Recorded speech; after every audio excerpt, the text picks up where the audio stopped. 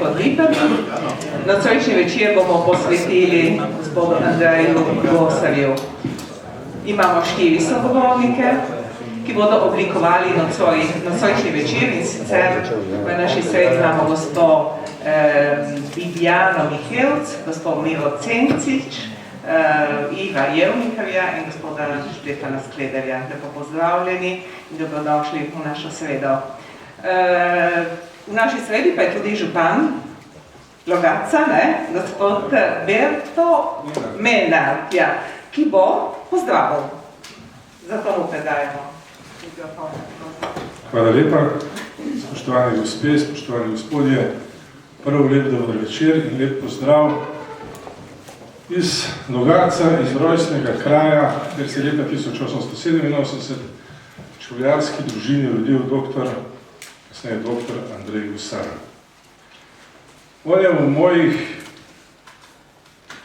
mislih, v mojem duhu velik človek. Spoznal sem ga, prvič slišal tudi za njegova dela in njegovo misel leta 1978, ko sem odprl svoje lastno podjetje. Hitro sem se vključil tudi v obrtno zbornico. Že prvo leto sem zaposlil 3 pomočnike in vedno sem imel eno misel, kako te svoje delavce pridobiti in jih imeti nekje na eni taki distanci, da niso preveč moji kot sinovi, in da je tudi med nami neko spoštovanje in da tudi tem delavcem plačaš za to, kar so tudi oni naredili.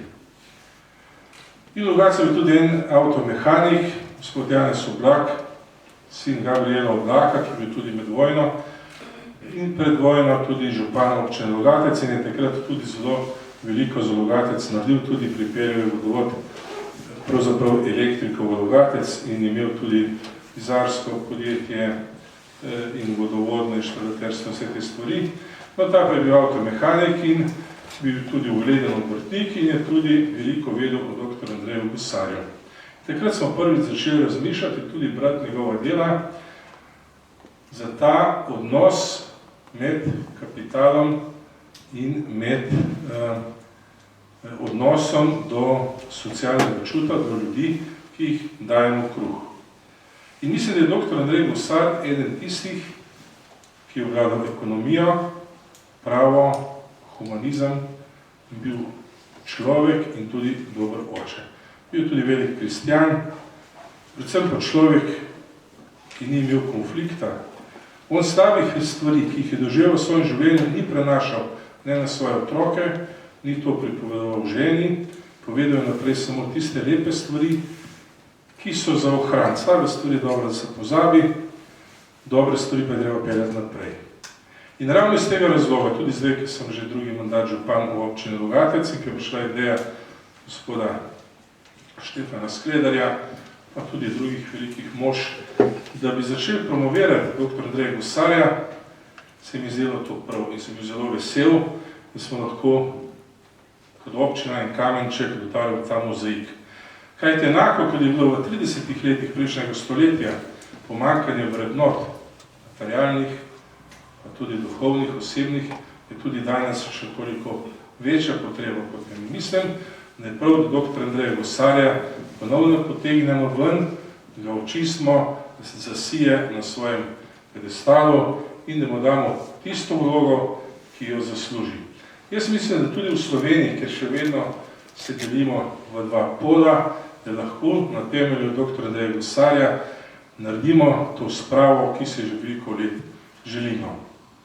Kajti on je se pogovarjal z levimi in z desnimi in kar je bilo dobro, je dal prav levim in desnim in kar je bilo slabo, je tudi levim in desnim to povedal. Zato tudi ni bil ne enim, ni drugim zaželen, vendar on je v svoje življenjsko pot peljal naprej, svoje otroke je doštudiral do visokih, bi rekel, titul in kot tak izpoštovan med tistimi, ki so ga spoznali in ki ga bodo spoštovani, ki ga bodo spoznali.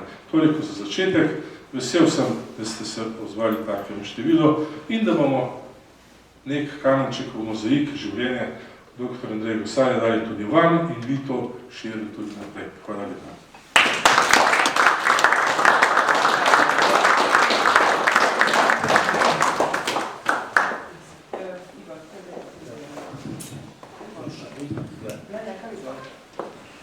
Lep pozdrav strani nas, ki smo tukaj na ogled na odru, vsem vam, ki ste se udeležili tega večera. Marca leta 2014 je bil v Logatcu na pobudo občine in knjižnice in na Slovenski akademiji znanosti in umetnosti simpozij o Andreju Gosarju, tem skoraj pozabljenem velikanu naše polpreteklosti. Na podlagi tega simpozija, pri katerem je sodelovalo 40 ali referentov ali pričevalcev, je lani Celjska mohovega družba izdala ta debeli zbornik, ki se dobi tudi danes, je tukaj na prodaj. In začela se je tudi akcija, ki sicer se ni začela s tem simpozijem. Gospod župan je omenil, da je Logatec ponosen na tega svojega sina. Na glavnem trgu v Logatcu je tudi kip, lep kip Andreja Gosarja. Knjižnica v Logatcu posveča veliko pozornost in je tudi hranitelj večjega dela zapuščine, tudi rokopisne, dr. Andreja Gosarja, torej je veliko pobud se sprožilo, ampak na podlagi simpozija in knjige se zdaj tudi vrstijo v Matici in zamejstvu večeri, da se predstavi ta osebnost, da se različni vidiki spravijo v javnost, da ne bo samo v knjigi, ampak da spodbujamo ljudi, občinstvo, da sežejo po knjigi, poglabljajo posamezna vprašanja, kajti gre za zelo večplastna osebnost. Bil je pravnik, bil je ekonomist, socialni mislec, politik do ministra predvojne Jugoslavije, med vojno tudi udeležen v raznih gibanjih od zedinjene, torej od Združeni Slovenci, torej ampak tako bo govorila doktorica Cenčičeva. Po vojni pa ne oseba v bistvu. Do leta 70, ko je umrl, sicer ni bil preganjan, ni bil v zaporu, tudi ohranil službo na univerzi, vendar z zelo stranskimi predmeti, glede na svoje kapacitete, ampak ni smel objavljati, pisal je za predal, določena dela so išla posmrtno, zato ima tudi zaslugo Revija 2000, ki je objavila nekaj del. In prav pred kratkim, kot je knjižnica sporočila, tukaj tudi ravnateljica in upokojena bivša ravnateljica knjižnice v Logatcu, prav pred kratkim je prišel na dan še en tipkopis, obsežen, ki še ni zagledal luči sveta in ga pravzaprav še nihče tudi ni preštudiral, da bi točno znal nam povedati, kaj bo. Torej, se upa, da bomo dobili še kakšno knjižno objavo Gosarjevo. Torej, na našem koncu slovenskega etničnega prostora smo si zamislili dva večera. Prvi je bil v ponedeljek v Društvu slovenskih izobražencev v Trstu, drugi nocoj tukaj, da z različnimi predavatelji, nekateri so isti, vodijo kontinuiteto, drugi pa smo različni, osvetlimo vse nekatere vidike. Torej, kot ste verjetno slišali ali brali v naših medijih, je v ponedeljek pozdravil gospod župan, vodil je Tomaž Simčič, ki je pravzaprav avtor prve, sicer drobne, ampak zelo zgoščene monografije o Andreju Gosarju, ki je šla že leta 1992 v Ljubljani. Takratni dnevnik Slovenec je izdal skupaj s Tržaško mladiko.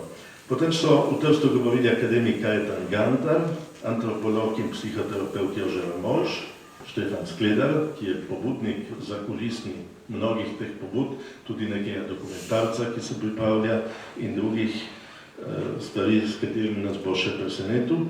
Gospa Bibjana Mihelc, je kot rečeno pokojena ravnateljica knjižnice Logatec, ki je poskrbela tudi za današnjo razstavo, ki je postavila danes popoldne skupaj s sedanjo ravnateljico. In v ponedeljek je njen mož, sicer nečak Andreja Gosarja, krasoslovec Andrej Mihelc, obudil tudi nekaj čisto osebnih družinskih spominov, tako da je bilo to zelo dragoceno. Danes imamo ta drugi del, ki dopolnjuje prvega, ga zlasti glede političnega vidika in vojnega obdobja dopolnjuje, tega se v Trstu nismo dotikali. Tudi danes je razstava bogatejša, kot je bila v Trstu, in ravno o tej razstavi bi prosil gospod Mihevčevo, da bi povedala, vi ste si jo vsaj na hitro ogledali, ampak potem dajte se zadržati, ker je samo nocoj tukaj na ogled, gre za unikatne rokopise, poleg nekaterih knjig in fotokopij. Zato je edinstvena priložnost, da si to ogledamo, drugače moramo iti vsaj do Logatca in se napovedati, da jo potegnejo iz depojev. Prosim. Hvala lepa, dober večer vsem skupaj, tudi v mojem imenu. O razstavi bi povedala naslednje. To je res samo priložnostna razstava, kajti naši načrti segajo malo naprej in malo širše in želimo si nekoč postaviti res razstavo, ki bo v še širše in še bolj poglobljeno pokazala življenje in delo dr. Andreja Gosarja in ga predvsem obpela v čas, v katerem je živel in delal. To, kar smo danes prinesli s sabo, je sestavni del dediščine, ki jo je knjižnica prejela v hrambo od družine Gosar. Res velika sreča je, da izmed 8 otrok, da se je Lojze Gosar, eden od sinov, ukvarjal veliko z dediščino svojega očeta in da je pravzaprav imel on doma zbrane pravzaprav vse stvari, od osebne knjižnice Gosarjeve do njegovih rokopisnih del in skratka mnogih objav, v katerih delček je predstavljen tudi tukaj v vitrinah. Žal je Lojze Gosar v času priprave simpozija in naše razstave umrl in takrat smo potem se za družino dogovorili, da to dediščino predajo knjižnici Logatec in vsi skupaj upamo, da bo nekoč to delo Lojzetovo nekdo nadaljeval v tem smislu, da bo res poglobljeno, torej to še obelodanil, poleg tega, kar je seveda vse objavljeno v zborniku, ki je pred nami. Zdaj, razstava današnja obsega nekaj vitrin, v katerih je predstavljeno na začetku najprej torej tisto prvo življenjsko obdobje šolanja v Ljubljani in na Dunaju, potem družina Andreja Gosarja, njegov oče in seveda njegova družina z 8 otroki. Dr. Lojze Gosar je imel 8 otrok, od katerih so vsi dokončali akademsko izobrazbo, torej v nekem smislu bi danes rekli pač končali različne fakultete. No, v nadaljevanju potem razstava prikazuje njegovo publicistično delo, oziroma najprej je poudarek bolj na političnem udejstvovanju, kajti vemo, da je zlasti v 20. in 30. letih bil Gosar zelo aktiven na tem področju. Kot že omenjeno, je bil tudi minister za socialo v 2-krat zapored, sicer krajši čas. No, torej tukaj je poudarek na publicističnem delu in ena vitrina posebej prikazuje njegovo temeljno delo, to je za nov družbeni oziroma družabni red, ki je izšlo v 2 delih, leta 1933 in 1935, zraven je pa dodana v vitrini tudi skrajšana izdaja, ki je šla v 90. letih. Prav tako pri Mohorjevi založbi, kakor vse te stvari v glavnem, o katerih govorimo. V vitrinah boste videli tudi nekaj časopisnih izrezkov. To podarim zaradi tega, kajti v tej dediščini Gosarjevi je zbrano ogromno gradiva. On je bil očitno zelo tudi dosleden, natančen človek, je tudi sam že zbiral vse tisto, kar je objavljal je pa ogromno v takratnih časopisih, pisal različne kolumne. Skratka, to je res bogata dediščina, za katero bi si želeli, da bi jo še bolj poglobljeno preštudiral in obelodanil svoje stališča v zvezi s tem. No, na kar sledi potem obdobje druge svetovne vojne. V tej vitrini boste videli dokument, ki priča o tem, da je Gosar preživel del svojega življenja ob koncu, pravzaprav proti koncu druge svetovne vojne v taborišču v Dachavu, kajti Gestapo ga je leta 1944 zaprl in deportiral v to taborišče, o čemer bo verjetno danes še kaj več govora.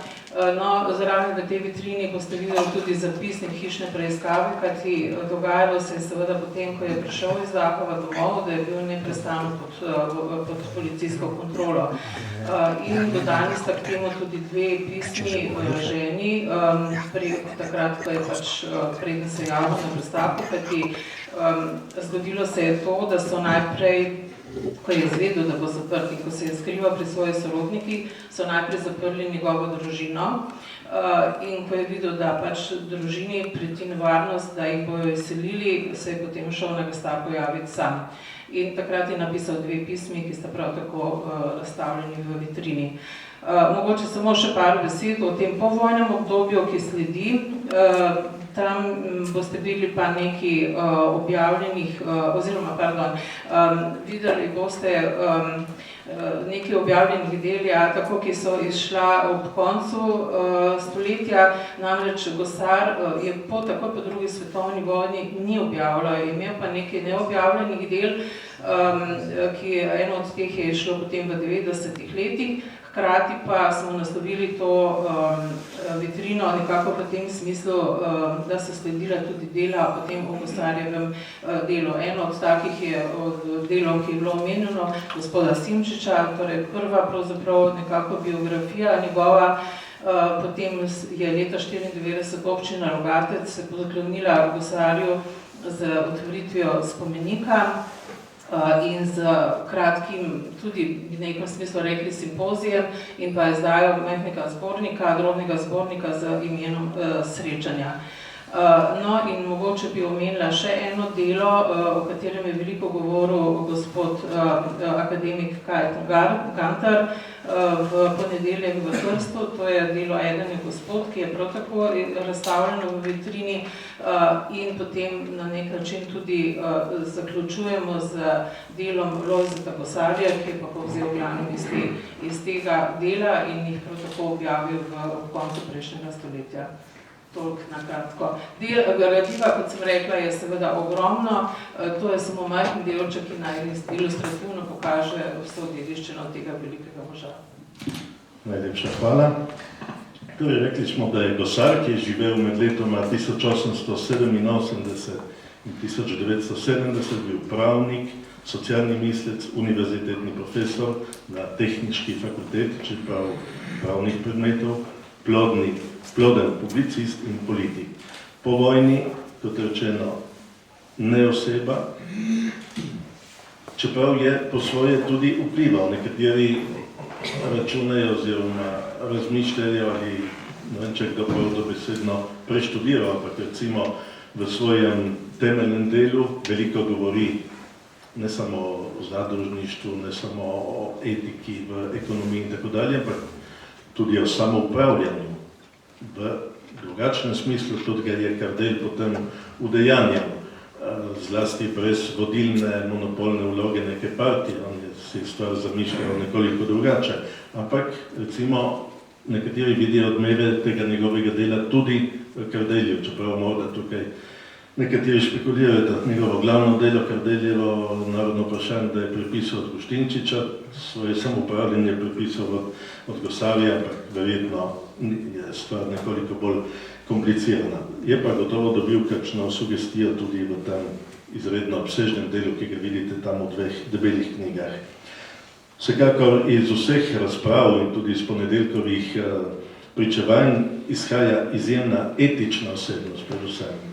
Velik Slovenec, velik demokrat, on je bil za avtonomno Slovenijo, obstaja tudi, mislim, da na arhivu Slovenije, nekaj popisov o zgodovini Sloveniji, ko so takrat preurejali sporazum Srbiji in Maček za Banovino Hrvaško in je bila akcija, da bi tudi Slovenija dobila tako avtonomijo, je bil on vključen v ta prizadevanja.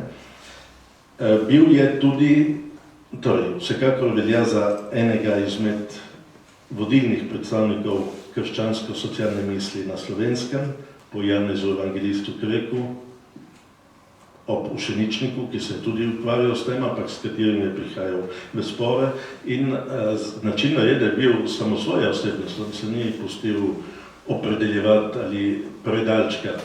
Svoje mnenje je povedal, pa čeprav se je moral glede tega tudi razhajati s svojimi prijatelji. Tako je imel težave v Slovenski ljudski stranki, je imel težave tudi v sindikatu, ki ga je soustanavljal, v cerkvi marsikdo mu ni zaupal in tako dalje. Ampak on je šel dosledno svojo pot in dosegel tudi priznanje proti koncu življenja, visoko papeško odlikovanje in zlasti drugi Vatikanski koncil, v katerem je on videl ne samo potrditev lastnih stališč in človeške drže, ampak še veliko več od tega, kar je on si upal razmišljati, da je šel koncil še dlje.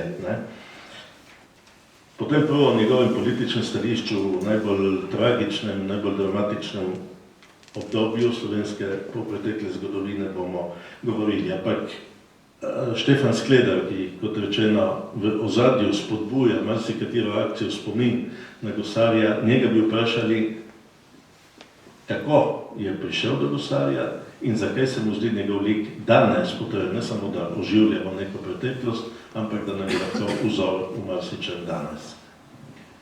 Ja, dober večer tudi z moje strani. Pravijo, da eden od pomenov besede sreča prihaja tudi od srečati se z nekom.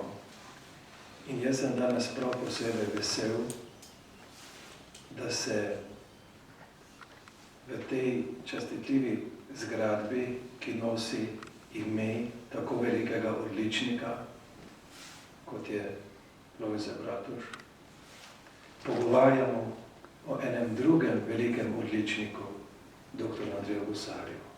V tem vidim prav eno simbolno dejanje.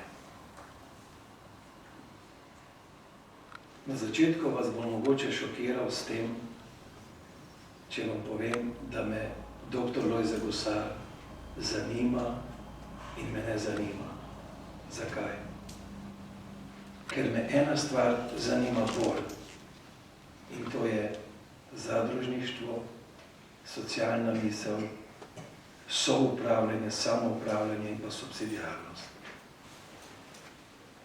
Če pogledamo zadnjih 150 let od zemljiške odveze, od 1848, vidimo imena, kot so dr. Janez Evangelist Krek, katerega rojstvo smo praznovali lansko leto in katerega smrt, obletnico smrti bomo praznovali drugo leto. Vidimo tukaj potem dr. Andreja Gosarja, katerega rojstvo bomo drugo leto zaznamovali 140-letnico rojstva. Vidimo tukaj Bilimoviča, profesorja dr. Bilimoviča, to je bil v tej kvoti ruskih profesorjev, ruskih prebežnikov po oktobrski revoluciji, ki so tvorili okostje Ljubljanske univerze. Vidimo Edvarda Kardelja pod imenom Sperans, pod nadimkom Sperans. Vidimo pa tudi tistega, o katerem Slovenija skoraj nič ne ve, to je Klemuc. Klemuc pa je hišno ime za Mirka Koširja, ki je svoje življenje končal nesrečno na Golem otoku. Vidimo potem naprej Ekonomski inštitut pravne fakultete, tako imenovani Bajtov inštitut in vse do danes z dr. Andrejem Štiblarjem. Zakaj to naštevam? To naštevam zaradi tega, ker se mi zdi potrebno, da Slovenija, da Slovenci v Sloveniji, ne v zamejstvu, ampak v sosedstvu, po celem svetu, od Avstralije, Kanade, dobimo eno knjigo, monumentalno delo, ki se ji reče Leksikon zadružništva. Namreč zdi se mi potrebno, da zberemo vse te anonimne kreke in tudi lahko rečem v simbolnem smislu gosarje, ki jih bomo, po mojem skromnem mnenju, še zelo potrebovali, namreč njihovo delo, njihovo zapuščino. V ponedeljek sta prišli dve zelo globoki misli, ko smo se peljali v Trst. Gospod akademik, dr. Kajetan Gantar, je omenil Adenauerja, Konrada Adenauerja, in naše razmišljanje je šlo v to smer, kaj bi se zgodilo, če bi mama dr. Andreja Gosarja bila po rodu Nemka in bi se gospod dr. Andrej Gosar rodil v 82-milijonskem narodu. Se pravi, to je nekaj, kar dr. Andreju Gosarju nič ne odvzame. Gre preprosto za to, da je naša dolžnost, da njegovo zapuščino predstavimo najprej sebi, svojim otrokom, svojim vnukom in da smo na njega ponosni, predvsem pa, da to zapuščino poskušamo na eni strani po vseh znanstvenih kriterijih ponovno ovrednotiti in to etiko, ta načela, pravzaprav tudi vsak izmed nas ponotranji in jih živi. To je tisto vodilo, ki me vodi, da spodbujam take ljudi, kot si Ivo ti, če te smem tikati tukaj pred cenjenim občinstvom. Večina me tika. In seveda, da ne pozabim, jaz ne delam sam. Tukaj ob meni je že omenjena gospa Bibjana Mihevc, ob meni je gospa Nevenka Malavašič z občine Logatec in še številni drugi.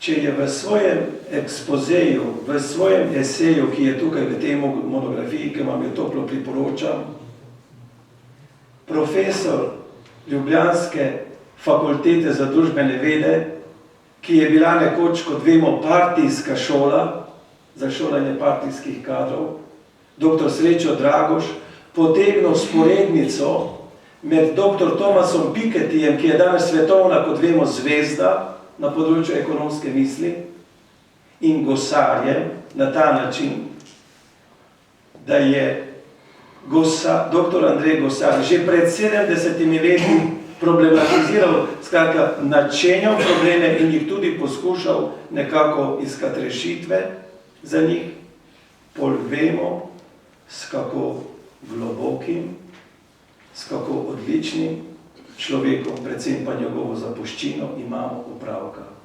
In tisto vatikansko odlikovanje, ne znam ponoviti prav latinsko, pontifici, kako se imenuje, nikakor ni prišlo po naključju. Da zaključim, ljudje, ki prihajajo nasproti, vsak prinese košček v mozaik, v razmišljanje, kako predstavljati Gosarja.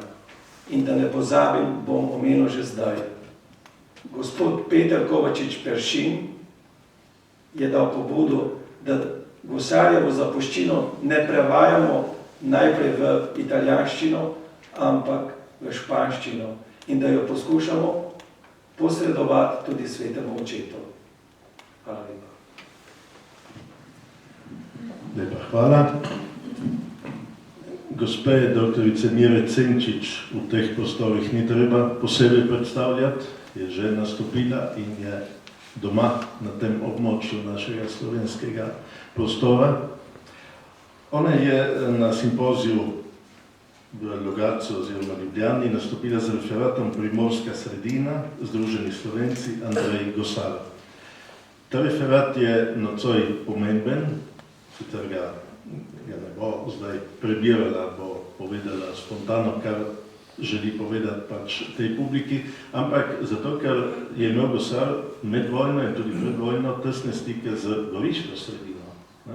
Torej, na politični ravni, na idejni ravni se je tukaj pretakalo med Ljubljano in Gorico tudi na tej ravni in je Gosar eden izmed protagonistov tega. To, kar bom jaz povedala, je tako majhen drobec dela od tega velikega moža. Ko sem prvič se srečala z njegovim imenom, ko sem brala to knjigo od gospoda Štimčiča, se mi je zdelo veliko sorodstvo z našim kraškim rojakom Virgilijem Ščekom. In razmišljala sem, kdo je bil prvi, ali tale gospod, ki ga šele spoznavam, ali naš dobro znani primorski narodni in politični delavec in kulturni delavec in vse kar, približno toliko kot Gosara normalno. No in potem mi je postajalo vedno bolj jasno, kje so tiste skupne stične točke teh velikih mož. Žal moram zdaj poseči najgrše obdobje naše zgodovine, bližnjo preteklost, ko se je govorilo, da se tukaj dve sili, rdeča in bela sila, ki se spopadata, vendar ni bilo čisto tako. To je bila le želja komunistične doktrine, ki so jo upravljali z geslom z nami ali proti nam, druge poti ni, da so spravljali ljudi v nasprotne si tabore. Namreč Osvobodilna fronta je poleg narodnega odpora imela tudi svoj revolucionarni program in kdor je sprejel Osvobodilno fronto, boj za ohranitev svojega naroda, je pač moral sprejeti tudi komunistično ideologijo in metodologijo razrednega boja.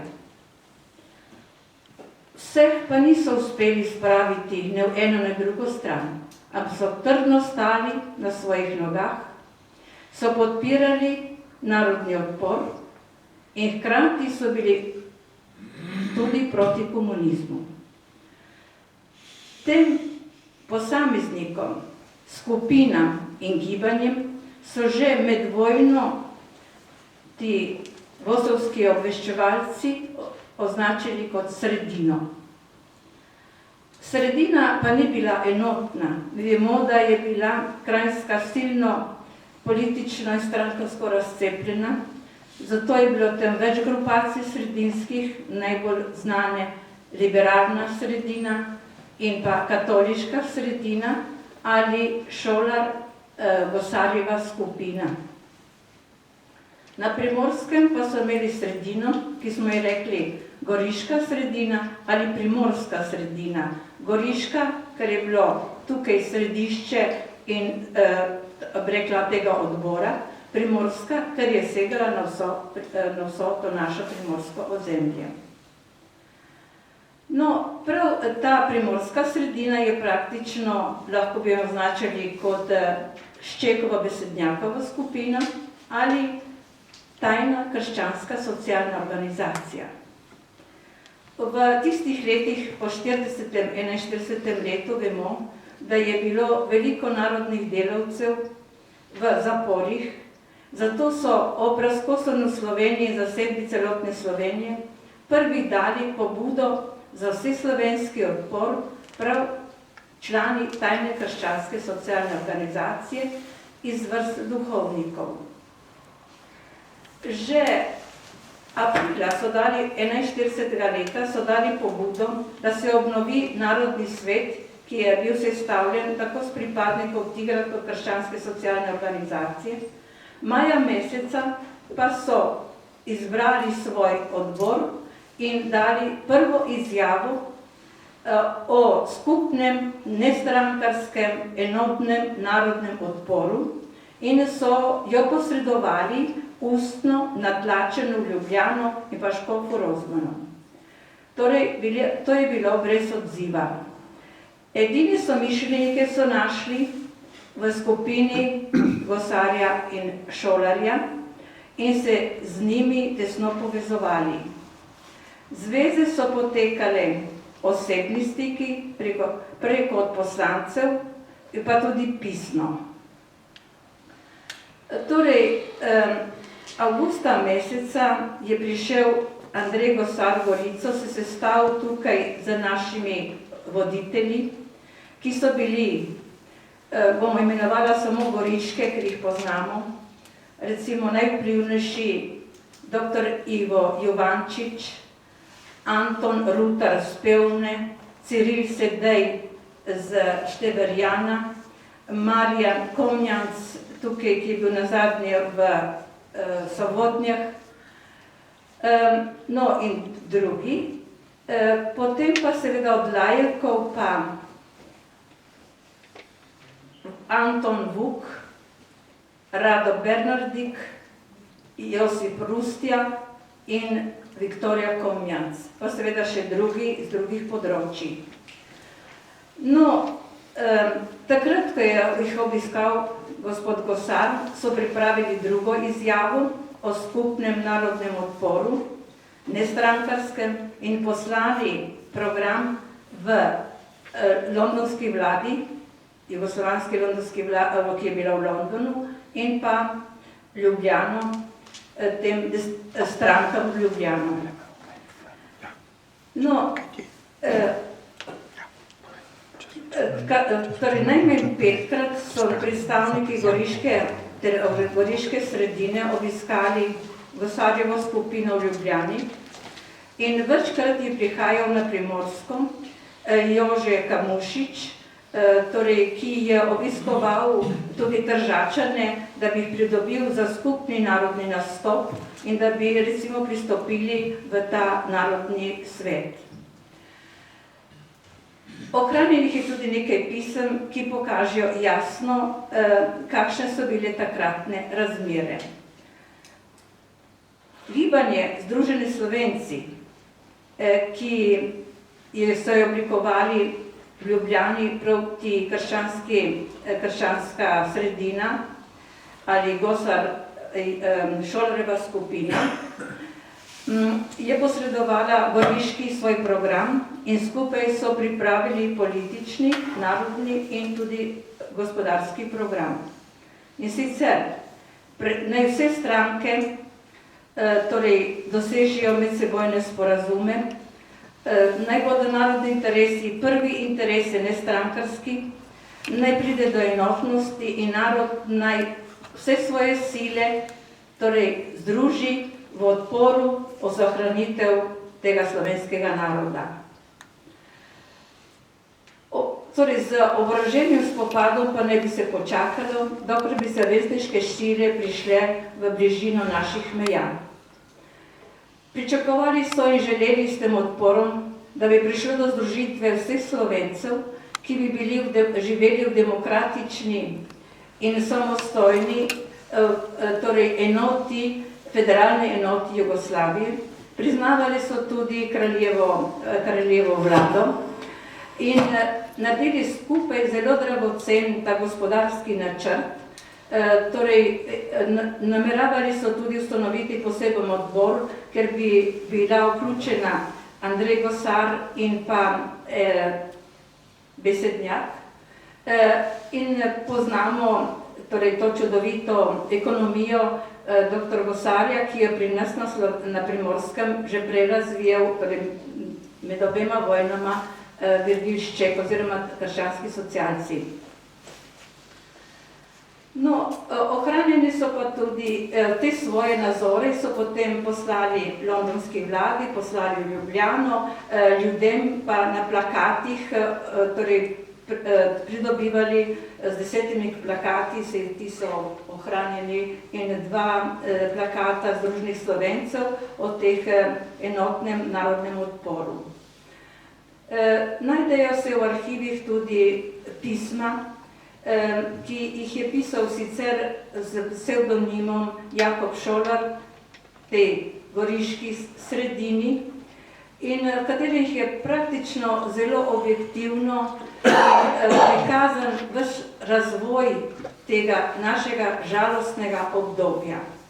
Prvo pismo navdušuje Primorce, naj se med seboj povežejo in naj se zedinijo za skupen odpor. Izraža zaskrbljenost, da ne bi prišlo do razkola slovenskega naroda. Očita tudi počasnost pri desničarskih strank, da niso prehiteli komunistov pri organizaciji odpora. Drugo pismo pa opisuje, da se je v Ljubljani ustanovila Slovenska zaveza, kateri skočijo pridobiti tudi komuniste, vendar ni veliko upanja, ker to ti želijo tudi oblast in so že prišli v nasprotje z Mihajlovićem. Priporočajo Primorcem, naj se odbor poveže z ljubljansko sredino, naj se pomiri in najde soglasje s kraljevo skupino in naj skrbijo predvsem za to, da ne bo prišlo do sodelovanja z okupatorjem, kar močno odvrača mlade ljudi in jih nekako peha v naročje Osvobodilne fronte. No, takrat je potem naslednje pismo, ki je temu sledilo čez v kratkem času, pa opisuje grozljive situacije na Kranjskem, ko Lah mori in požiga, odvaža ljudi, komunisti zapirajo, uničujejo vse, ki so nasproti komunističnim idejam, nasilno mobilizirajo, morijo tako, da so se zatekli v obrambo vaških stražah in se branijo pred svojimi ljudmi s pomočjo italijanskega orožja. Primorcem priporoča, naj bodo zelo previdni, naj vendarle poskušajo, bi rekla, oddaliti ljudi od komunizma, ker edina rešitev je, da se oslabi ta Osvobodilna fronta in pride končno do narodnega sporazuma za enotnem boju in ne političnem, ne strankarskem boju za osvoboditev Slovenije. No, tako je po tem četrtem pismu pa je sledilo še eno, ki je bolj optimistično in pravi, da se ljudje oddaljujejo od Osvobodilne fronte, od partizanstva in se pričakuje skorajšnjo invazijo torej zahodnih zaveznikov in da ljudje naj bodo enotni, naj se ustvarjajo posebne enote, ki bi potem skrbeli, da bi prišli končno do enotnosti v tem našem osamosvajanju in osvobajanju. Torej, pred tem zadnjim pismom pa je ohranjeno v arhivu pismo Iva Jovančiča, ki je bil bogoslovni profesor na bogoslovju v Gorici, duhovni vodja tega gibanja, ko opisuje posebne razmere na Primorskem in pravi, da Primorci so proti Italijanom, proti fašizmu, da imajo veliko simpatijo do partizanstva Osvobodilne fronte in čim hujše je fašistično nasilje, tem bolj želijo upora in tako bežijo fanti in možje na mesto vojakom v gozdove. Pravi, naši ljudje torej ne razlikujejo med četniki in partizani, odklanjajo komunizem, so narodni in so verni. In nazadnje potoži, da je silno težko s krščanskimi načeli zavzeti odnos do partizanstva, ki je v vodstvu komunistično, pri ljudeh pa narodno in versko. In prav to je nekako sredino spravila v izredno težko dilemo, predvsem duhovnike, ko so se znašli v situaciji ali z ljudstvom in s komunisti, ali proti komunizmu in proti svojim ljudem, s katerimi so se že toliko desetletij borili proti tujcem. Stisko je nekako rešil spet dr. Ivo Jovančič v posebni brošuri Kristus in Galilejsko jezero, Galilejski upor, ki je dal navodilo duhovnikom, naj se borijo za vero z ljubeznijo, naj se dvignejo, svojega ljudstva ne zapustijo, a naj se dvignejo nad politiko.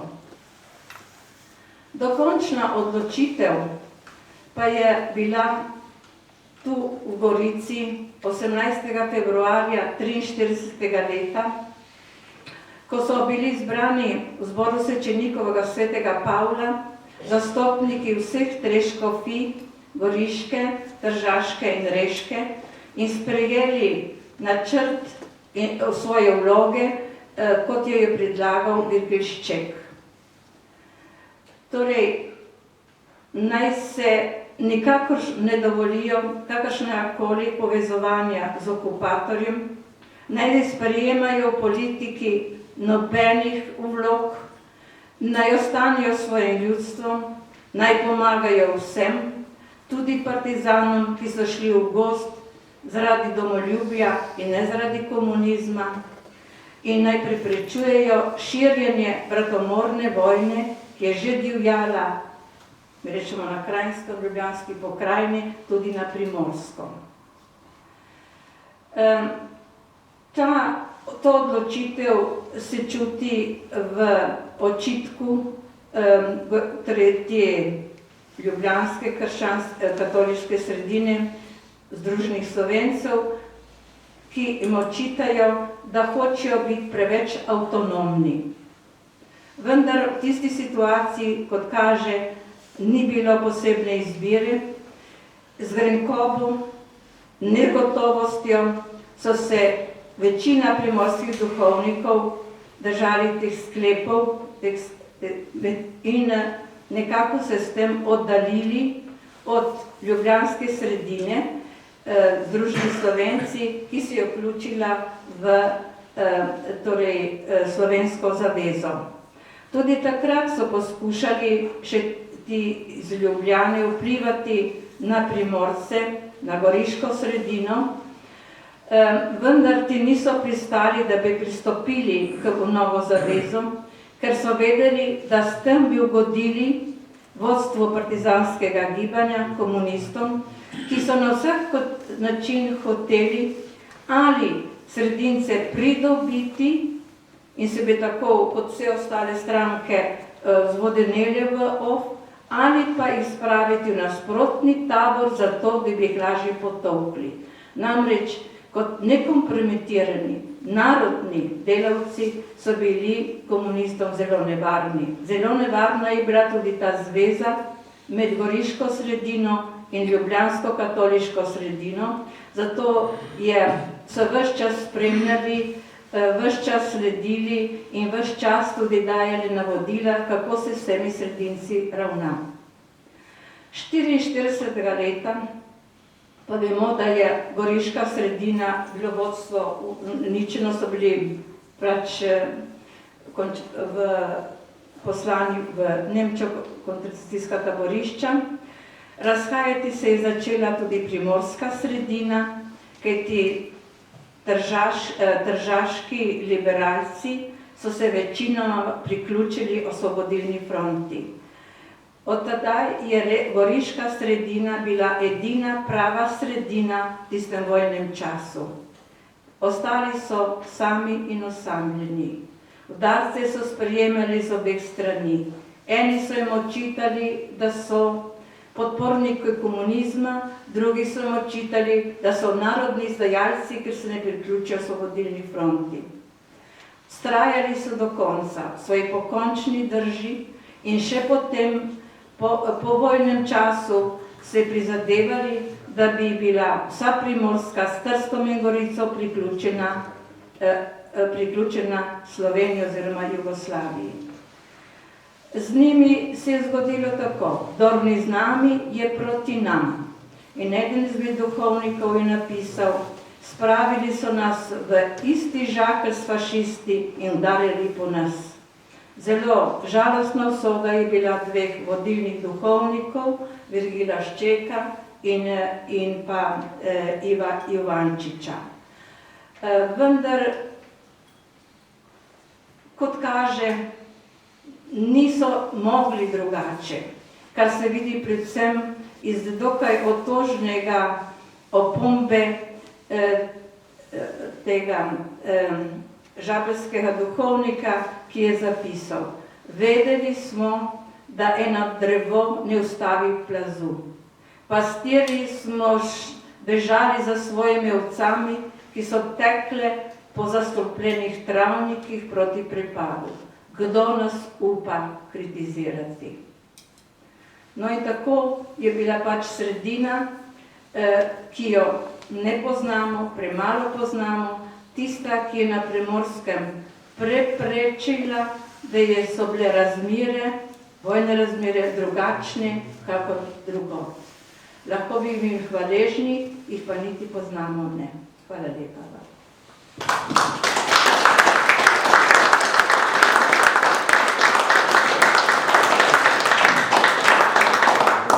Najlepša hvala doktorici Miri Cenčič.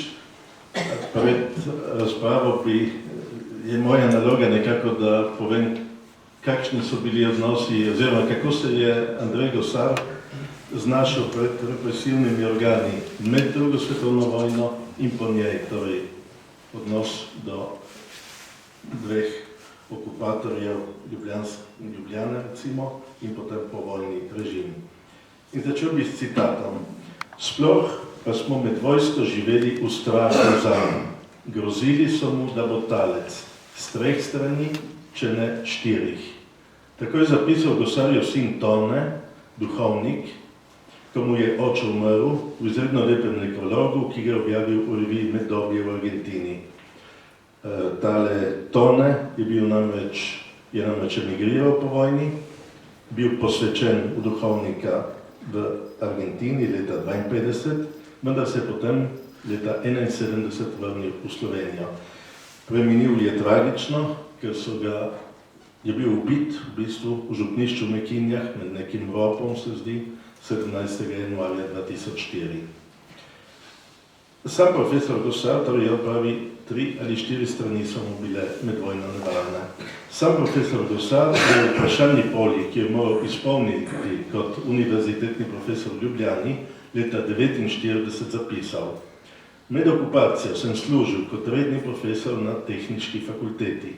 Zaradi sovražnega zadržanja nasproti okupatorju in njegovim pomagačem sem bil od Italijanov ponovno zasliševan, 2-krat določen za talca in končno v začetku novembra 1944 od Nemcev zaprt in odpeljan v Dachau, odkoder sem se vrnil 6. junija 1945.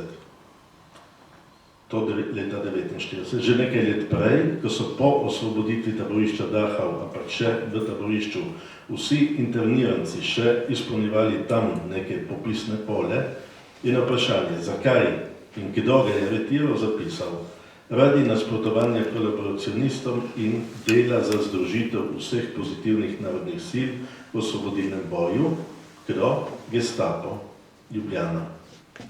Metod Mikuš, znani zgodovinar NOB-ja, piše, da je Gestapo aretiral Gosarja in njegovega tesnega sodelavca, že večkrat omenjenega jezikoslovca, duhovnika, profesorja Jakova Šolarja, na mladčevske želje. Pri tem misli na tako imenovano Glavačevo skupino, pri čemer pa absolutno ni mogoče kar enačiti mladce oziroma katoliško akcijo s to skupino, ki so sicer sestavljali nekateri mladci, ampak ni bila ista zadeva. Gosar je bil 12 politikov, ki jih je med uporom v Varšavi 11. septembra 1944 poklical k sebi general Leon Rupnik in jih s besedami memento Varšava, memento Pariz opozoril, da jih bo imel za osebno odgovorne, če bi se kaj zgodilo tudi v Ljubljani. Nekateri izmed teh so bili pozneje aretirani, tako tudi Gosar.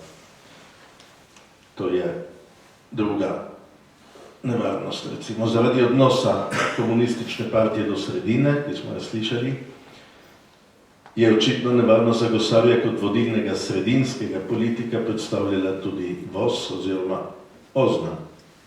Tako imamo kar nekaj grozečih skupin. Vendar s pričo pogleda v širše dogajanje, če upoštevamo še druge vire in tako dalje, se zdi, glede njegove aretacije, verodostojna zlasti povojna izpoved gestapovca Franca Müllerja, ki je bil pomočnik ljubljanskega šefa gestapa in sicer referata za boj proti plavi gardi, torej četnikom. Ta šef je bil Alojz Halupski, ki ga nekateri preživeli še danes, se ga spominja kot brutalnega zasliševalca. Ta Franz Miller, ki se je sicer umaknil, ampak potem, ko se je že selil preko Atlantika, so ga nekateri trpini prepoznali, javili Angleža, ti so ga vrnili Jugoslaviji in je bil zaprt v Ljubljani in potem obsojen. V zaslišanju je opisal več valov nemških akcij, in sicer bodisi proti obveščevalne službe Abwehr kot politične policije Gestapa, proti nekomunističnim nasprotnikom, torej proti četnikom in proti legijam. To so bile tiste 3 skupine nekomunistične, ki so tudi nekaj načrtovale, da bi ukrenile proti okupatorju že pod italijansko okupacijo, slovenska, sokolska in narodna. Ti valovi nemških akcij so bili proti četnikom, torej proti tem legijam in proti tistim, ki so bili ali so jih sumili, da so povezani z intelligence servisom ali pa so snovali proti nemški nastop ob bližanju konca vojne. Takrat so jih tudi sumili, da so v stiku z ministrom Francem Snojem, za katerega vemo, da je bil prej z vlado v Londonu, ampak se je potem dal spustiti na partizansko ozemlje in iskal stike, da bi skušal, on si je predstavljal, da bi se še dala najti sprava med partizani in antikomunisti, čeprav se je zavedal tudi velikega tveganja in je to tudi jasno napisal po slovenem pismu, grem v neznano, riskiram svoje življenje, ampak to je največ, kar lahko jaz danes naredim. Tudi ta lik je precej še neznan. Torej, ti nemški valovi aretacij so bili v začetku aprila 1944, nekaj aretacij, potem znana serija aretacij na Vidovdan 28. junija 1944, 220 aretacij nekomunistov, ki pa so bili protiokupatorsko nastrojeni pač. Nato oktober 1944 do 20 do 25 aretacij in spet decembra 1944 vsaj 47 ljudi. Te aretacije so segle tudi do Trsta, Gorice in tako dalje, ampak v glavnem v osrednji Sloveniji. Prej omenjeni Miller je izjavil, poleg drugih so bili aretirani sledeči politiki, ki so bili na seznamu, ki je bil najden pri doktorju Banu, to je bil Milan Banov, en visok funkcionar, ampak to iz Jugoslavijeve skupine, in so bili na tem seznamu predvideni kot bodoči člani slovenske vlade in jih našteva Otmar Pirkmajer, Andrej Gosar, Jakob Šolar, Ivan Pucelj, Ciril Maver in nekaj drugih. Andrej Gosar je bil v tistem obdobju z ilegalnim imenom Vode predsednik nacionalnega komiteja, torej slovenske podružnice Mihajlovićevega centralnega nacionalnega komiteja Jugoslavije. Torej, on je priznaval legalnost vlade, begunske vlade v Londonu in Mihajlovića kot obrambnega ministra takrat. Takrat je bil Gosar tudi v tesnem stiku s slovenskimi četniki oziroma slovenskim delom jugoslovanske vojske v domovini pod vodstvom generala Andreja, to je bil Ivan Prezelj. Vendar, po sporazumu Tito Šubašić 16. junija 1944 mu je bilo po pripovedovanju domačih jasno, kako se bosta končala vojna in kako se bo končal domači spopad. Jeseni 1944 se za nekaj časa umaknil na Dobrovo, to je tam pri Ljubljani.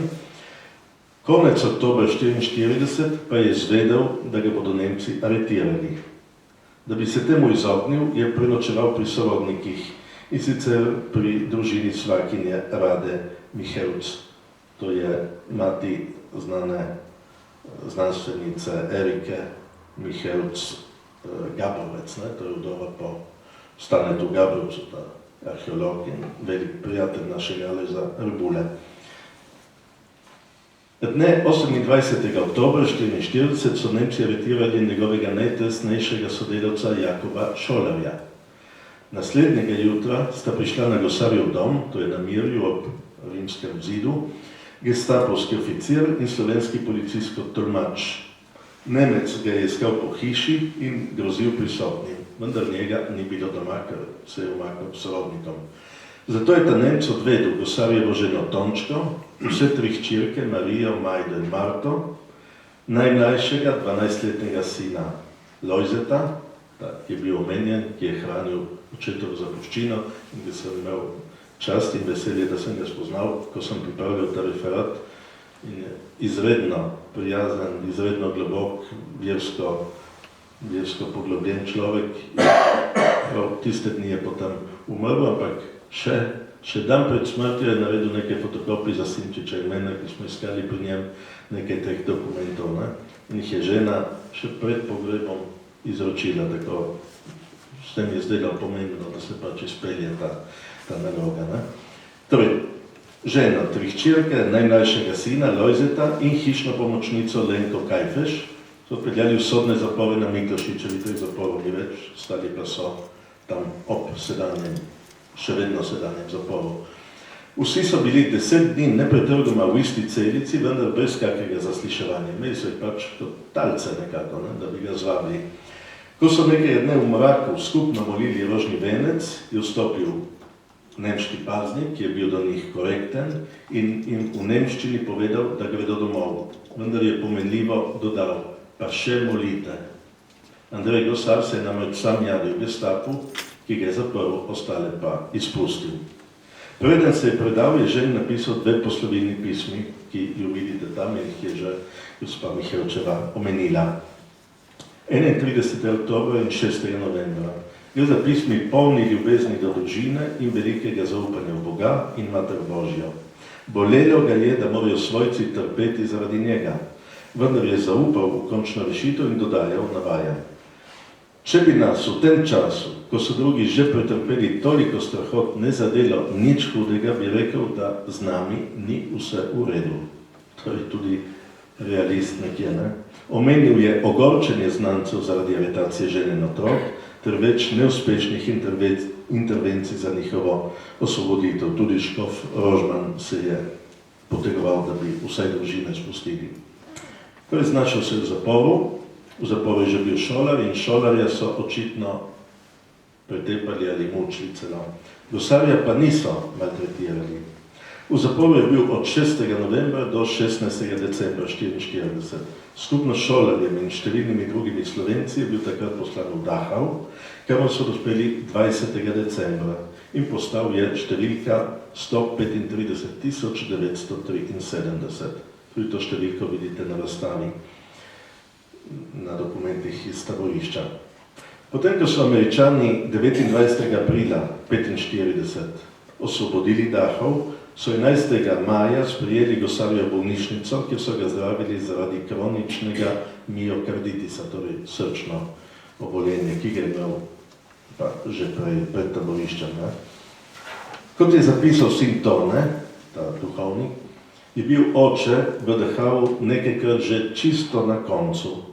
Navajam, zelo malo vem o tem, ker mu je šlo na jok, če se je to omenjalo. Tako nisem mogel poprašati kaj več. Bilo je nekako mučeništvo, premoljeno. Na skrivaj je zelo pogosto prejemal sveto obhajilo. Zdi se mi, da se je od tam vrnil čisto potopljen v Boga. Ampak, kot je bilo že omenjeno, celotna družina je bila zelo verna in pobožna. Torej, imel je 8 otrok, ne, ta Tone je postal duhovnik, Andrej je leta 1941 umrl za etiko kot jezuitski novinec, hčerka Majda pa je po vojni postala redovnica, frančiškanka Marina misionarka in še živi na Dunaju. Da se je njegova globoka vera še poglobila v težkih časih, sicer dokazuje že njegova knjiga Eden je Gospod, tam je na ogled, iz leta 1943. V njej med drugim obsoja samovoljno ubijanje ljudi, a tudi poudarja, da Božje kraljestvo ni svetno in da je dolžnost kristjanov, da so sol zemlje, ne pa, da i vladajo. Kot se je Gosar prostovoljno javil nacistom, tako je prostovoljno izbral, da se po rešitvi iz Dachava vrne v domovino, kar je bilo tvegano. Ob prihodu Američanov je bilo tam po različnih virih od 1800 do 2900 Slovencev. Mednarodni odbor internirancev je osnoval svojo taboriščno policijo, ki so jo obvladovali komunisti, in ta je med drugim aretirala domobranske oficirje in nekatere druge slovenske protikomuniste, ki so jih bili zaprli Nemci v že prej omenjenih akcijah proti nekomunističnim ilegali. Torej, videlo se je, kam se usmerja vsa zadeva. Geodetskemu majorju Andreju Glušiču, ki je bil pred aretacijo načelnik štaba Jugoslovanske vojske v domovini za Slovenijo, torej četnikov, in skupini somišljenikov se je s pomočjo Američanov uspelo rešiti. Druge pa so, tiste aretirance, uklenjene odvedli v Ljubljano, kjer sta jih čakala božični proces nekatere pa tudi smrtna obsodba in usmrtitev po omenjenem procesu. Glušič je pregovarjal Jugoslavija naj ne tvega poti v domovino. To je takole opisal, navajam.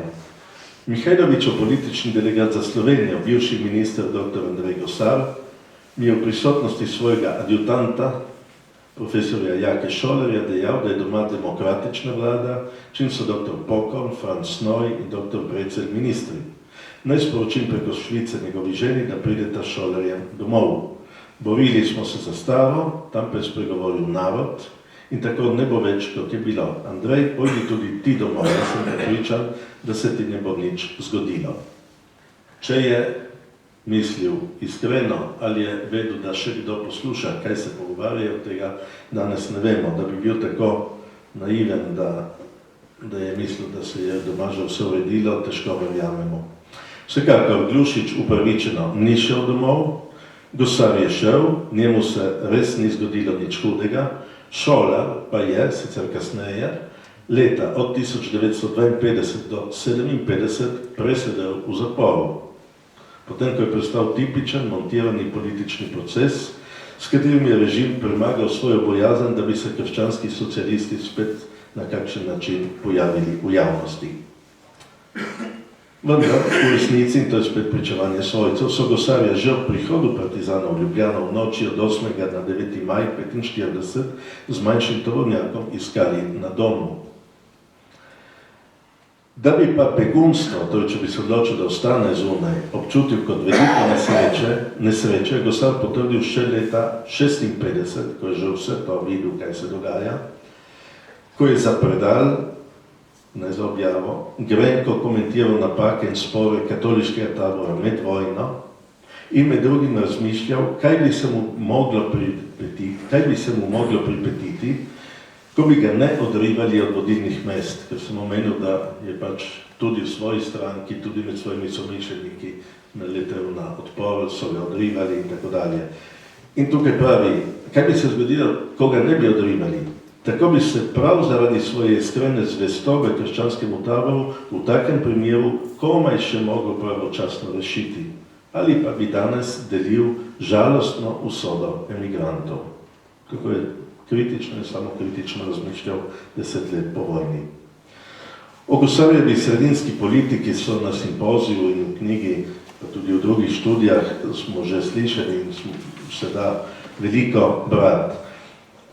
Zelo znan je opis zgodnjega srečanja med njim, Borisom Kidričem in Josipom Vidmarjem, ki je Kidričevo pridobivanje Gosarja za Osvobodilno fronto opisal v znani knjigi Obrazi, navajam.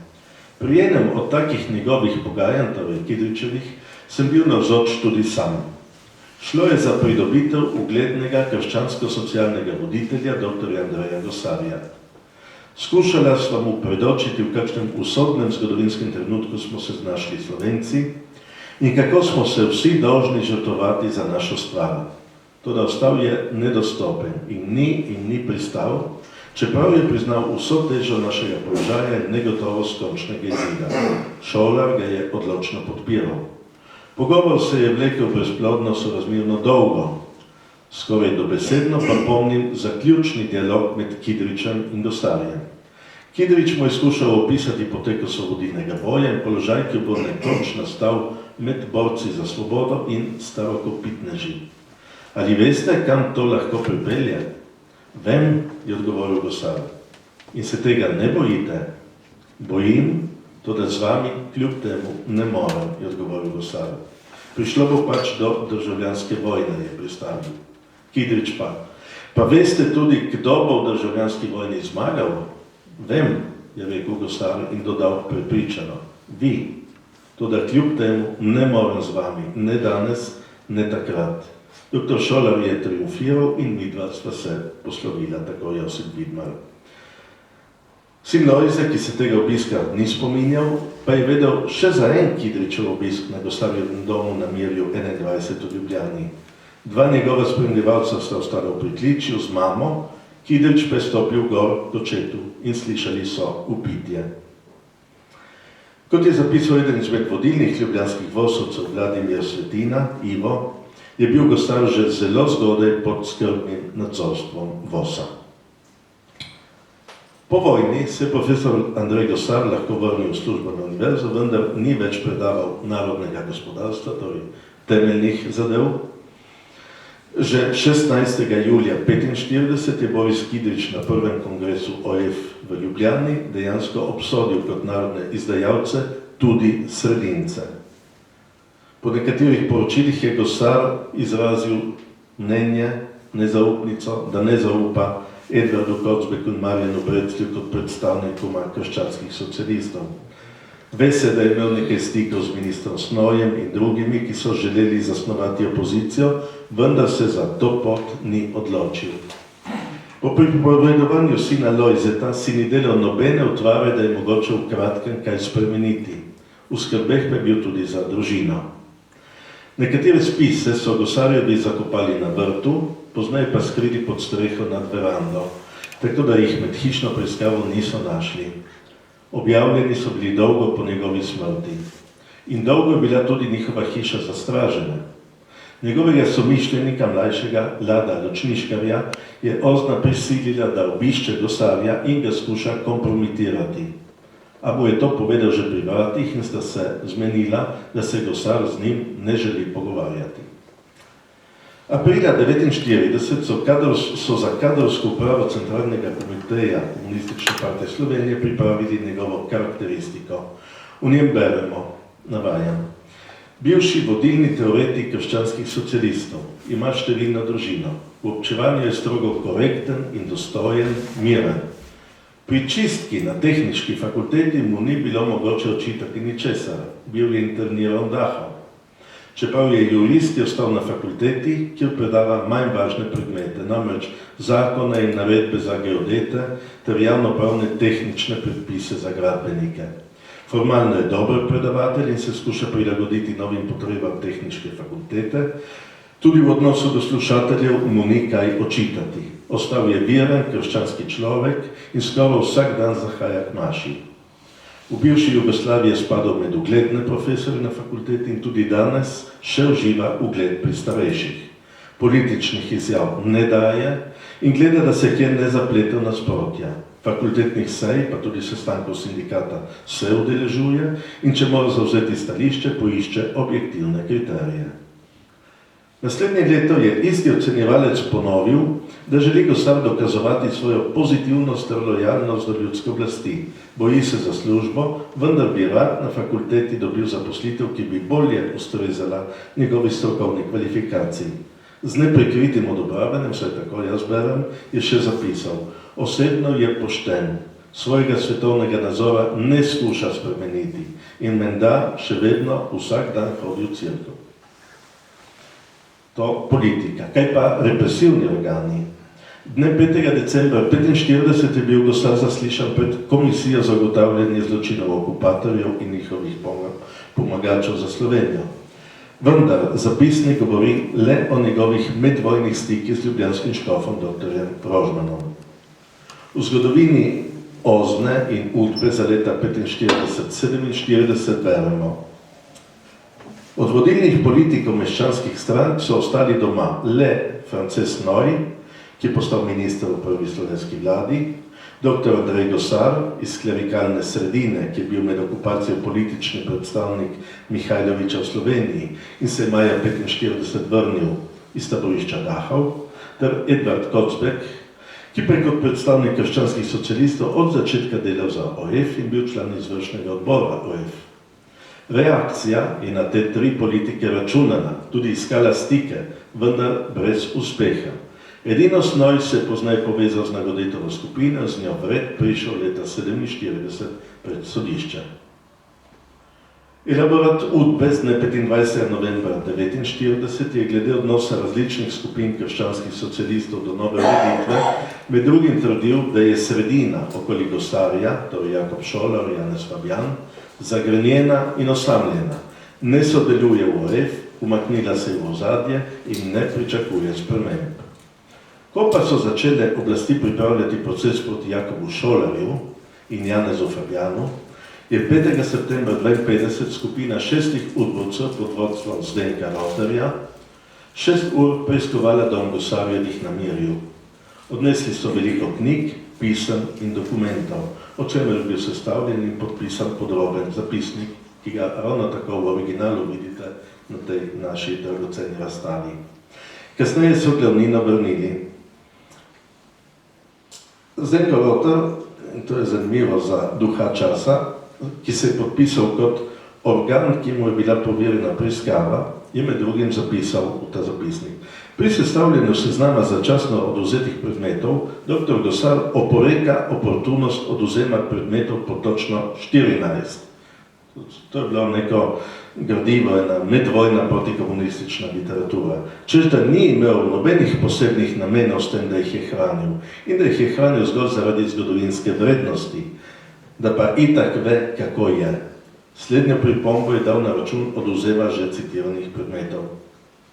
In kar vidite tam v rokopisu za razmere in kako je tak velik človek moral se paziti Rotarja, je zanimivo, da je spodaj pred svojim podpisom zabeležil: podpisujem z opravičilom glede pripombe, saj vem, kako je. V planu za zaslišanje prič, ki ga je pripravila Udba 12. decembra 1952, kot je bil, kot rečeno, montiran politični proces, je Udba vse naprej določila, kdo bo zaslišan, kdo bo obsojen in tako dalje. Ko je načrtovala potek procesa proti Šolarju in Fabjanu, je bilo predvideno tudi Gosarjevo zaslišanje o sodelovanju Šolarja med vojno in o Šolarjevih ter Fabjanovih povojnih pogledih, vendar kaže, da do zaslišanja ni prišlo. Fabjan, to je bil tudi bogoslovni profesor, naj bi med preiskavo med drugim izpovedal, da so se razgovarjali o tem, da bi bil Gosar najprimernejši predsednik svobodne oziroma samostojne Slovenije, ker bi bil najbolj pravičen in objektiven, ne strankarsko omejen in ne zagrizen. O Gosarju kot možnem predsedniku te nekomunistične Slovenije je bil na to govor tudi med javno-sodno obravnavo, vendar je takrat Šolar dejal, da se teh pogovorov sploh ne spominja.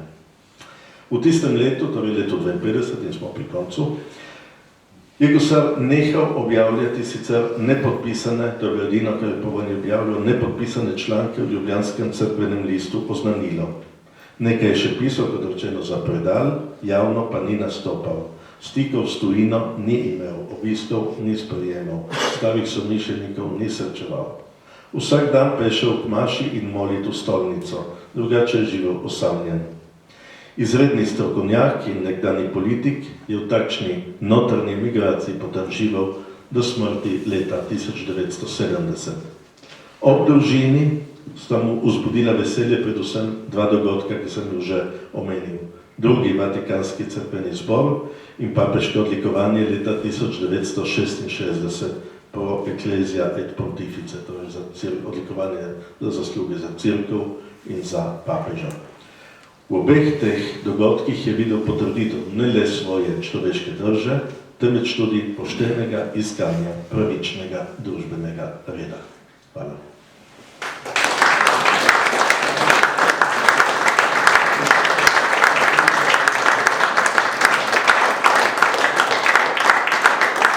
Je že malo pozno, ampak kot je običaj, bomo takoj dali besedo tudi občinstvu, da kaj. Boris je torej, v Kristusovem duhu bi seveda pričakoval tudi malo več tolerance in objektivnosti. Jaz vsem navedem sicer strinjam, kar je bilo rečeno, nič ni neresničnega. Vendar bi zastavil sledeče vprašanje predsednici Senčičevi. Zakaj Italija ni vrnila Južne Tirolske Avstriji, ki ji manj pripada, kot recimo Istra, Koper, Piran in tako dalje, ki je bil italijanski, Južna Tirolska nikoli, obe stvari je Italija dobila z londonskim sporazumom. Torej, če bi že vse vrnili Jugoslaviji, zakaj niso vrnili Južne Tirolske? Hočem vam povedati, brez brutalne sile NOB-ja bi bila meja v Postojni. Drugo vprašanje, ali vi lahko naštejete eno samo državo, ki je nastala v zadnjih 150 letih v Zahodni Evropi? Po prvi vojni so nastale države kot rezultat zmanjšati nemški vpliv, se pravi Avstrijo, Madžarsko, Čehoslovaško, Poljsko in seveda zmanjšati sovjetski vpliv revolucije baltske države. Drugi val je v 90-ih letih. Katere nove države so nastale? Iz sovjetskih socialističnih republik 15 držav. Iz Čehoslovaške socialistične republike 2 države. Iz Jugoslovanske socialistične republike 6 republik plus avtonomna pokrajina 7 država. A lahko pridete do Južne Tirolske, lahko pridete do Katalonije, lahko pridete do Valonske, lahko pridete do Baskije. Hočem vam povedati, ne glede na vse, kar ste povedali, hudega, kar je komunizem napravil, eno samo stvar pa morate priznati. Slovenije, samostojne države, brez NOB-ja ne bi bilo. In tu bi slovensko ne govorili. Tako. Ne bomo zdaj delali. To je vprašanje. Naštej eno državo. Oprostite, ampak to je bilo eno stališče, ki ne zahteva odgovora, ker če začnemo zdaj razpravljati o NOB-ju... Ne o NOB-ju, ne o državi. Govorimo o Gosarju, o njegove osebnosti, njegovem delu in tako dalje. Zdaj, to stališče ste povedali, smo ga slišali, eni se strinjajo, drugi se ne strinjajo, ampak nima smisla, da bi to poglabljali, ker se s tem slovenski narod že 75 let ukvarja in še ni tega rešil. Za besedo je prosil dr. Pavlin. Me zanima, ali je prišlo do kakšnega sodelovanja stikov med dr. Gosarjem in drugimi, recimo, krščanskimi socialci, tudi, ki so sodelovali z Svobodilno fronto, mislim predvsem na Kozbeka, recimo. Prej je bilo omenjeno, da je Gosar se sestal s Kidričem, recimo, in z njegovimi, oba sta bila krščanska socialca, ne tako Gosar kot Kozbek, čeprav on je imel, vemo, drugačen odnos do Svobodilne fronte, kot ga je imel Gosar. Zanima, če je prišlo kdaj do kakšnega sodelovanja, stikov, kakšnega pismenega, kakšnega dopisovanja in podobno. Ja, v tem zborniku je referat, ki ga je pripravil Mihael Glavan. Torej, ta je bibliotekar iz Nuka, upokojeni, edini, ki zna še prebirati Kozbekove dnevnike in ki skrbi za transkripcijo teh rokopisov, ki zdaj izhajajo, kot veste, v zbranem delu Edvarda Kozbeka, ki pa izhajajo še 30 let, verjetno. On je prebral ravno z tega vidika tiste letnike, ki bi lahko bili bolj zanimivi, Kozbekovih dnevnikov, pred vojno, med vojno in po vojni, glede Gosarja. In dejansko niste imeli nobenega stika, vsaj ni zapisal Kozbek v svoj dnevnik. Ko je umrl, je v eni vrstici ga odpravil zelo spoštljivo in pravi, se nisem zavedal globine njegove misli in tako dalje, bi se moral bolj s tem ukvarjati, ampak zgleda, da med vojno ta njegova skupina ni iskala stikov z Gosarjem, tudi zato, ker, to spet lahko vidimo na razstavi, je on precej ostro nastopil pred vojno že proti Kozbeku, oziroma na pristajanje na krščanski socializem v smislu sodelovanja s partijo in tako dalje. Po tisti encikliki pedagogizmu Anne, tako dalje, celo opustil definicijo krščanski socializem, je začel govoriti o aktivizmu, krščanskem socialnem aktivizmu, ker je papež obsodil pač izraz tudi, da ne more biti krščanski socializem, da je kontradikcija. Ne? On je svojo misel razvijal naprej, ampak je celo spremenil to in ni soglašal, tudi ko je njegov sindikat zašel zelo levo, je temu nasprotoval, ne vem pa, če ima kdo še kaj glede tega. Torej, jaz bi morda samo to omenila, torej, da so prihajali v goriški sredini krščanski socialci, ki so bili vključeni v osvobodilni fronti. Torej, poseben je bil tukaj Franc Škrl in pa seveda tale oče naroda, Janez Stanovnik. Ja. In večkrat so se stali tudi z duhovniki, torej z Vinkom Vodopivcem, potem v Vipavi z tem Rudijem Klincem. Ja, Klincem. In je bil celo Rudi Klinec izbran med duhovniki za zvezo za osvobodilno fronto. Te zveze so bile in tudi, če berete, je moja knjiga Primorska sredina v primežu bratomorne vojne, ki natančno opisuje ta srečanja in tudi v tej knjigi je tudi poglavje, torej na osnovi dokumentov in virov, kako je bilo na koncu, zakaj smo bili Primorci in primorski partizani tako silno razočarani, ker smo izgubili Trst in Gorico. Tudi tam boste lahko kaj prebrali, če vas zanima, ki posebej to. Prerok pa jaz ne morem biti, ker nihče ne more vedeti, kaj bi bilo, če bi bilo, kako bi bilo in kako bi bilo. To lahko samo ugibamo in pri tem ima vsak svoje stališče in svoje mnenje. Jaz sem tukaj izbrala en drobec, en odsek iz vsega tega dogajanja in seveda vsega ni mogoče zajeti ne v eni knjigi in niti ne v 10 minutah.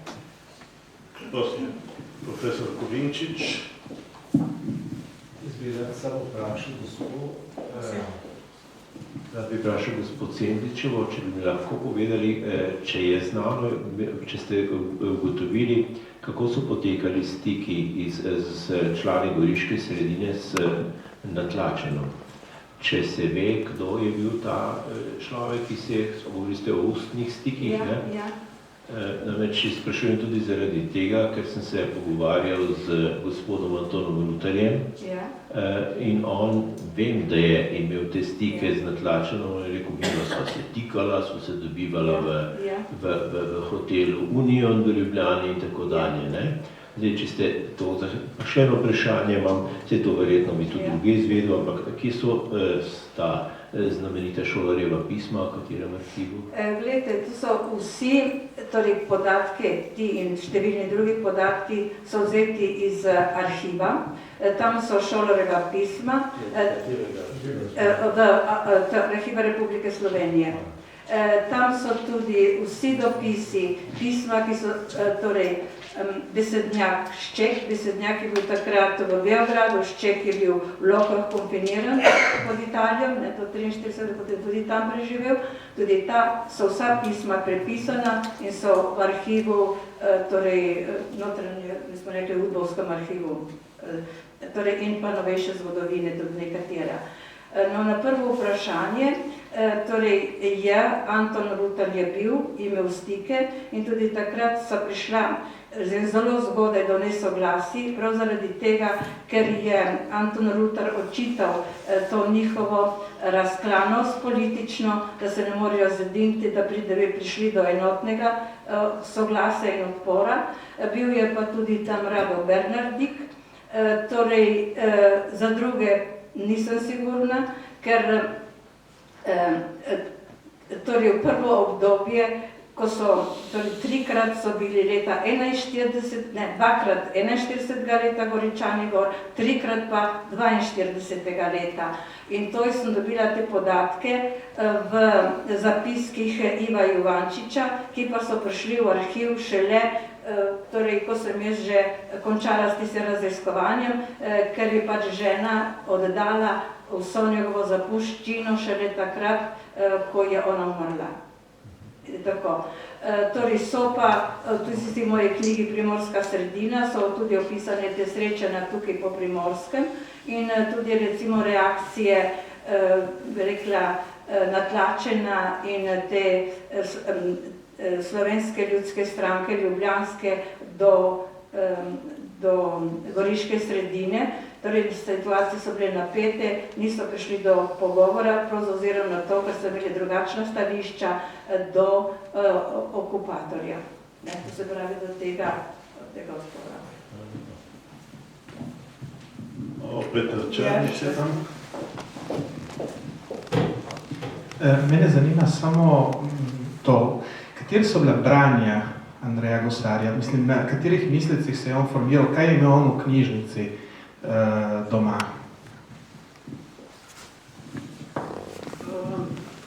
Iskreno povedano smo to dediščino prevzeli, jaz se osebno s tem nisem ukvarjala, do zdaj vsaj ne, no. Prevzeli smo zelo veliko revij iz takratnega časa, zdaj ne moram vam zdaj na to vprašanje govoriti, ne vem, mogoče gospod Pavle, ki je delal veliko z Lojsetom, mogoče vi veste. Samo gradivo je bilo prevzeto in še ne pregledano, iskreno povedano. To je tisto, kar manjka, tudi zaradi tega sem rekla, da tudi v okviru razstave bo treba pregledati, nekateri so bili njegovi sodobniki, s katerimi je pač se srečeval in katera so tista dela, ki jih je pravzaprav v resnici študiral. Tega, žal jaz vam tega osebno ne moram, ker sem bolj tehnično to takrat prevzemala in se v to nisem poglabljala, tako da bi vam ne bi rada kakšne dezinformacije dala. Ja, v Simčičevi, torej v knjigi Tomaža Simčiča je nekaj navedb, zdaj ne najdem tiste strani, ampak navaja nekatere avtorje, nekatere revije. Recimo, tudi na stara leta je dobival nedeljsko izdajo Salvatore Romano, torej to ni teoretsko, ampak je sledil literaturi, ampak predvojno pa sploh, ampak nekaj omenja, drugo pa, ne vem, če gospod Goras Pavlek, ki je bil zdaj poklican, ne?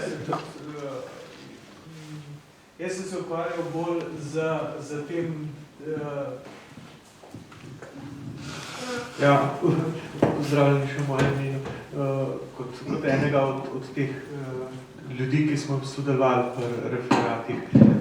Jaz sem se bolj ukvarjal z tem delom, njegovim vplivom pravzaprav na ta gospodarsko-socialni del in kakšen vpliv ima to danes. Tako da jaz, kar se tiče socialnega dela, žal nisem nič kaj dosti študiral. Drugač pa, on je zelo veliko temeljil na izhodišču, da je privatna lastnina nujno potrebna, če hočemo pravzaprav karkoli v družbenem sistemu spreminjati. In to je tista ključna razlika, ki je bilo rečeno z Kardeljem, ki je precej bilo podobnega in povzetega. Vidim to mogoče. Hvala.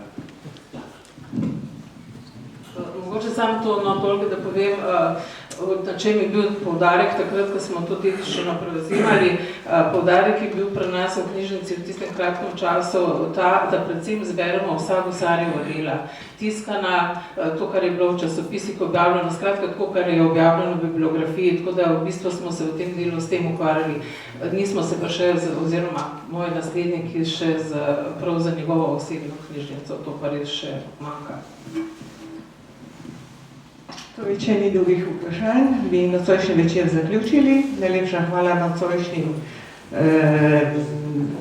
gospodom in gospem, ki so oblikovali nocojšnji večer in seveda tako poglobljeno nam predstavili dr. Andreja Gosarja. Zahvaljujemo se tudi gospodu županu za obisk, da nas je počastil s svojo prisotnostjo. Hvala tudi vsem vam. Torej, jaz bi rekla, da zdaj je najbolj pametno, da si gremo ogledati lepo razstavo, ki je tukaj pripravljena. In če koga zanima, imamo tudi na razpolago knjigo. Koga zanima, pa si jo lahko tudi kupi nocoj.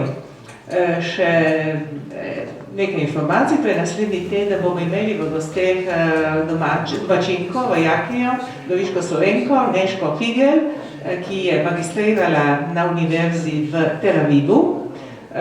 Večer bo vodil, z njo se bo pogovarjal zgodovinar Renato Podbersič in sicer bo govora o odnosih Izrael-Irak, se pravi vseh teh tematikah, ki so zelo aktualne na tem bližnjem vzhodu. Povabljeni. To je eno in pa še eno informacijo. 4. junija bo svečanost v Rogu, to je letos in sobota. Če bo koga zanimalo, bomo organizirali avtobus. Tako, zaključujemo nocojšnji večer. Hvala lepa še enkrat nocojšnjim govornikom, ki so oblikovali nocojšnji večer. Tako kot ponavadi, mi se ustavimo in nadaljujemo pogovor ob kapljici vina. Vsem vam tudi lepa hvala, da ste se udeležili nocojšnjega večera in nasvidenje prihodnjič.